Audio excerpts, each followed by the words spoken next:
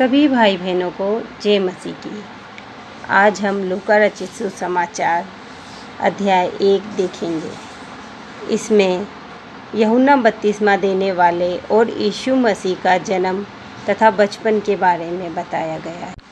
यीशु मसीह संपूर्ण मानव जाति का उद्धार करता है।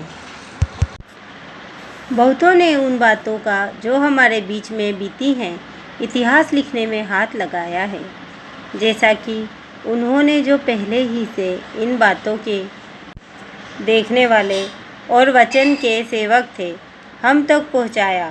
इसीलिए हे श्रीमान थियोफिलुस, मुझे भी यह उचित मालूम हुआ कि उन सब बातों का संपूर्ण हाल आरंभ से ठीक ठीक जांच करके उन्हें तेरे लिए कर्मानुसार लिखूं, ताकि तू जान ले कि वे बातें जिनकी तूने शिक्षा पाई है कैसी अटल है। यहूदिया के राजा हेरोदेस के समय अबिय्याह के दल में जकरिया नाम का एक याजक था और उसकी पत्नी हारून के वंश की थी, जिसका नाम एलीशिबा था। वे दोनों परमेश्वर के सामने धर्मी थे और प्रभु की सारी आज्ञाओं और विधियों पर निर्दोष चलने वाले थे। उनके कोई भी संतान ना थी, क्योंकि एलीशिबा बांझ थी और वे दोनों बूढ़े थे। जब वह अपने दल की पारी पर परमेश्वर के सामने याजक का काम करता था, याजकों की रीति के अनुसार उसके नाम पर चिट्ठी निकली कि प्रभु के मंदिर में जाकर धूप जलाए। धूप जलाने के समय लोगों की सारी मंडली बाहर प्रार्थना कर रही थी। उस समय प्रभु का एक स्वर्गदूत धूप की वेदी की दाहिनी ओर खड़ा हुआ उसको दिखाई दिया। जकरिया देखकर घबराया और उस पर बड़ा भय छा गया, परंतु स्वर्गदूत ने उससे कहा, हे जकरिया, भयभीत ना हो, क्योंकि तेरी प्रार्थना सुन ली गई है और तेरी पत्नी एलीशिबा ने तेरे लिए एक पुत्र उत्पन्न होगा। परंतु स्वर्गदूत ने उससे कहा, हे जकरिया, भयभीत ना हो, क्योंकि तेरी प्रार्थना सुन ली गई है और तेरी पत्नी एलीशिबा से तेरे लिए एक पुत्र उत्पन्न होगा और तू उसका नाम यूहन्ना रखना। तुझे आनंद और हर्ष होगा और बहुत लोग उसके जन्म के कारण आनंदित होंगे, क्योंकि वह प्रभु के सामने महान होगा और दाखरस और मदिरा कभी न पिएगा और अपनी माता के गर्भ ही से पवित्र आत्मा से परिपूर्ण हो जाएगा और इस्राएलियों में से बहुतेरों को उसके प्रभु परमेश्वर की ओर फेरेगा। वह एलिय्याह की आत्मा और सामर्थ से होकर उसके आगे आगे चलेगा कि पितरों का मन बाल बच्चों की ओर फेर दे और आज्ञा न मानने वालों को धर्मियों की समझ पर लाए और प्रभु के लिए एक योग्य प्रजा तैयार करे। जकरिया ने स्वर्गदूत से पूछा, यह मैं कैसे जानूं, क्योंकि मैं तो बूढ़ा हूँ और मेरी पत्नी भी बूढ़ी हो गई है। स्वर्गदूत ने उसको उत्तर दिया, मैं जिब्राइल हूँ, जो परमेश्वर के सामने खड़ा रहता हूँ और मैं तुझसे बातें करने और तुझे यह सुसमाचार सुनाने को भेजा गया हूँ।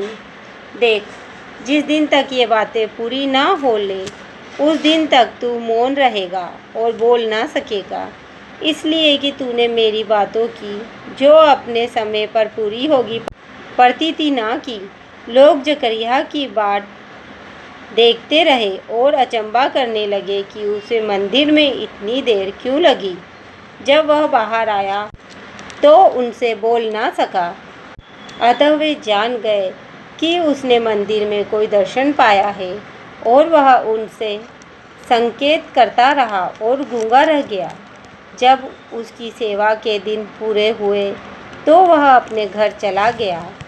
इन दिनों के बाद उसकी पत्नी एलीशिबा गर्भवती हुई और 5 महीने तक अपने आप को यह कह के छिपाए रखा, मनुष्यों में मेरा अपमान दूर करने के लिए प्रभु ने इन दिनों में कृपा दृष्टि करके मेरे लिए ऐसा किया है।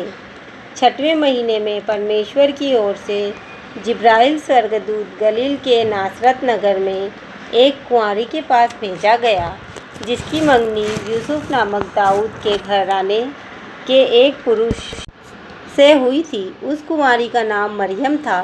स्वर्गदूत ने उसके पास भीतर आकर कहा, आनंद और जय तेरी हो, जिस पर ईश्वर का अनुग्रह हुआ है, प्रभु तेरे साथ है। वह उस वचन से बहुत घबरा गई और सोचने लगी कि यह किस प्रकार का अभिवादन है। स्वर्गदूत ने उससे कहा, हे मरियम, भयभीत ना हो, क्योंकि परमेश्वर का अनुग्रह तुझ पर हुआ है। देख, तू गर्भवती होगी और तेरे एक पुत्र उत्पन्न होगा। तू उसका नाम यीशु रखना।